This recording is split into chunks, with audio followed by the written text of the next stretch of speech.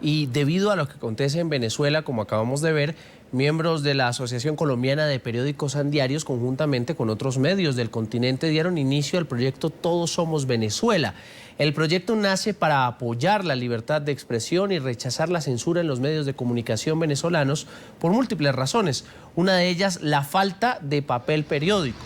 La iniciativa consiste en publicar diariamente una página dedicada a los acontecimientos más importantes del país suramericano, que vive en un momento de crisis económica, política y social. En Todos Somos Venezuela, sin libertad de expresión no hay democracia. El contenido viene de medios nacionales y regionales. Vamos a hablar de este proyecto y por eso aquí está en nuestro Centro Internacional de Noticias Nora Sanín, la directora ejecutiva de Andiarios, quien nos acompaña esta tarde para hablarnos de este proyecto Todos Somos Venezuela. Bienvenida a NTN 24 y cómo surgió toda esta iniciativa y cuándo comienzan ya a publicarse estas primeras crónicas y reportajes de los periodistas venezolanos. Muy buenas tardes, Carlos. Buenas tardes para todos. La verdad es que si uno analiza lo que viene ocurriendo en Venezuela desde hace 13 años o más, casi 15 años, se da cuenta que hay una acción deliberada y sistemática del gobierno por censurar y por callar las voces independientes y las voces críticas, por imponer una voz única. Uno, si ve lo que ha ocurrido con todos los medios audiovisuales, la mayoría de los cuales están en poder del Estado, lo que ha ocurrido en el tema de las regulaciones que son ambiguas y que permiten intervención en los contenidos, que permiten la imposición de sanciones de carácter administrativo sin prácticamente el respeto al debido proceso. Si se suma a eso todo lo que viene ocurriendo con los periódicos venezolanos a los que se les niegan las divisas para poder adquirir el papel que es necesario para poder circular, ya cerca de 10 periódicos han tenido que suspender sus circulaciones y más de 18 se encuentran en grave riesgo. Muchos otros han tenido que suspender separatas, cuadernos, revistas, otros periódicos. Todo esto sumado nos hizo ver la necesidad de solidarizarnos con los medios de comunicación y con el periodismo venezolano, de hacer un llamado al gobierno del presidente Maduro, porque su deber y su obligación es defender la libertad de prensa en el país venezolano y no atacarla. Cuando los ataques vienen de fuerzas que no son los gobiernos ni los poderes públicos, uno se puede sentar con los gobiernos a decir: adopten por favor medidas de protección, de medidas que garanticen el libre ejercicio del periodismo. Pero cuando esos ataques vienen del propio gobierno y de los poderes públicos, la situación se hace más difícil. Nosotros el 31 de enero, en reunión de junta directiva, tomamos la decisión de iniciar este proyecto. Empezamos a mirar la forma de hacerlo mejor. Consideramos que los medios de comunicación, los periódicos colombianos, los periódicos del continente que se quieran sumar a esta iniciativa, pueden acceder a los contenidos que ponen los periódicos venezolanos, periódicos que también pueden ser oficialistas, porque nosotros defendemos el pluralismo y la diversidad, y a partir del 6 de marzo se está publicando la página Todos Somos Venezuela, sin libertad de prensa no hay democracia.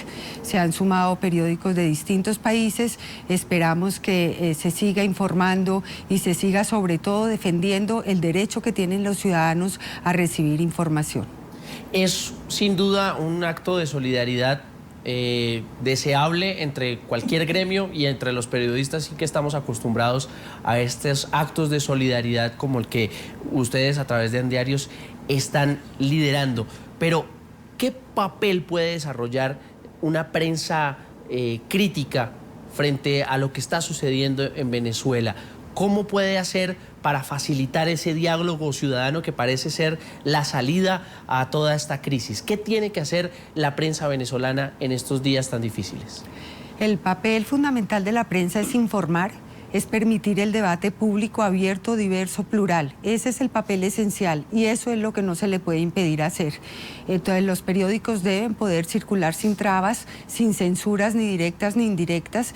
La ciudadanía tiene derecho a saber qué es lo que está sucediendo en su país, qué es lo que está sucediendo en todas las regiones, y esto es lo que defendemos nosotros. Esa es la posibilidad. Lo que tiene que restaurarse es la normalidad para que la prensa libre, para que la prensa independiente, para para que la prensa crítica pueda informar, pueda hacer un debate público, un debate de opinión abierto y sin dificultades. Desde Andiarios, ¿cómo analizan lo que está sucediendo con la prensa? Encontrábamos hoy el balance del sindicato de la prensa venezolana, que hoy tuvo la oportunidad de reunirse con las personas que están al frente de la Guardia Nacional, con sus comandantes. Entregaban un resultado de 56 periodistas atacados en medio de esta ola de manifestaciones que en algunas ocasiones desembocan en disturbios. Cuando se está informando en un estado así, ¿ustedes cómo lo analizan? Se ha llegado a hablar incluso de una situación parecida a la que viven los periodistas que van a cubrir conflictos como el de Siria, como el de Libia. ¿Ha llegado hasta allá la situación en Venezuela? La situación en Venezuela es de extrema gravedad. Sí, es la suma de todas las amenazas contra la libertad de prensa, de todos los mecanismos de censura directa e indirecta. ¿Aló? Sí, adelante. No existe una sola modalidad de intervención en la prensa libre que no se haya adoptado, desde regulaciones ambiguas que permiten intervención en contenidos hasta persecución de periodistas a través de procesos judiciales sin debido proceso. Ha habido muchos periodistas detenidos, hasta agresiones físicas, hasta todas las restricciones que ha podido adoptar el gobierno de carácter económico a través de la distribución de la pauta, que es otro mecanismo de arbitrariedad para favorecer medios amigos y para castigar medios enemigos. Sabemos que el control de los medios audiovisuales se encuentra en muy alta proporción en manos del Estado venezolano. Sabemos, por ejemplo, todo lo que ocurrió con RCTV desde hace tantos años, que primero no le prorrogaron las frecuencias, luego lo sacaron de la televisión por suscripción hasta que no pudo emitir más. La intervención también en canales internacionales, como fue el caso de NTN 24, posteriormente el intento que hubo con CNN. Es decir, es una suma de agresiones a la libertad de prensa que no pueden obedecer sino a una intención deliberada de silenciar las voces críticas y de imponer una voz única, la del oficialismo. Quiero integrar a este diálogo a Miguel Otero, es el presidente editor del diario El Nacional, quien nos acompaña desde Caracas, Venezuela. Señor Otero, como siempre es un gusto saludarlo aquí en NTN 24. Buenas tardes. Buenas tardes, un gran gusto hablar con ustedes. Estamos hablando con Nora Sanín de este proyecto Todos Somos Venezuela. Ya han comenzado a publicar esta página donde los diarios colombianos y algunos latinoamericanos se han solidarizado con la situación de la prensa en Venezuela. Hablábamos también del riesgo de informar. ¿Está Venezuela en un estado de guerra, por lo menos para los periodistas, similar al que vivieron países como Libia y el que estaría viviendo Siria en el Medio Oriente?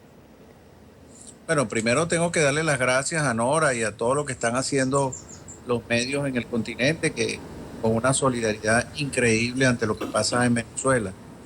Ahora sí, en Venezuela el periodismo independiente se ha ido cercando, ha ido silenciando la radio, la televisión, ahora los periódicos con el tema del papel. En fin, informar en Venezuela es algo verdaderamente difícil. De hecho, la gente se está informando de lo que está pasando por las redes sociales y también se corre el peligro que el gobierno cierre las redes sociales, como lo han hecho otras dictaduras en otras partes. Entonces, la situación de la prensa en Venezuela es una situación crítica y muy precaria. Dentro de esto que usted está hablando, señor Otero, hay que decirle a nuestros televidentes que las comunicaciones, por lo menos desde nuestro Centro Internacional de Noticias hacia Venezuela, vía telefónica, de unos días para acá se han comenzado a tornar más difíciles.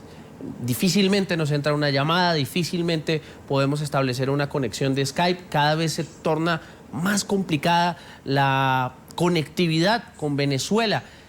¿Qué se sabe en ese sentido, señor Otero, de lo que está sucediendo con el control de las telecomunicaciones, que es otro sector que se sabe controlado completamente por el gobierno venezolano?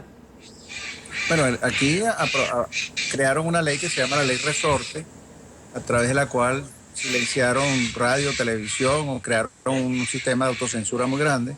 Cerraron Radio Caracas Televisión, cerraron el circuito Belfort, pero le hicieron una reforma el año pasado para actuar sobre Internet. De hecho, en este momento hay más de 2.000 páginas bloqueadas por el gobierno y están fabricando una manera de bloquear en el acceso a Twitter, el acceso a las redes sociales, de tal manera de que la gran ventana que tienen los sucesos en Venezuela a través de Internet la vayan cercenando poco a poco.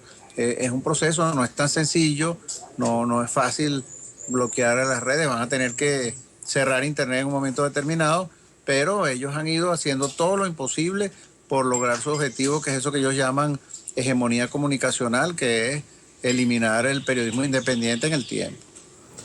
Y es que precisamente frente a lo que dice Miguel Otero, presidente del Diario Nacional, quiero también conocer una opinión de Nora Sanín, porque desde el discurso oficialista lo que parece es que cerrar medios de comunicación, cortarle las alas a los periodistas para que no investiguen, para que no informen, pues es un ataque a las empresas. ¿Es un ataque a las empresas o es un ataque al ejercicio de la ciudadanía?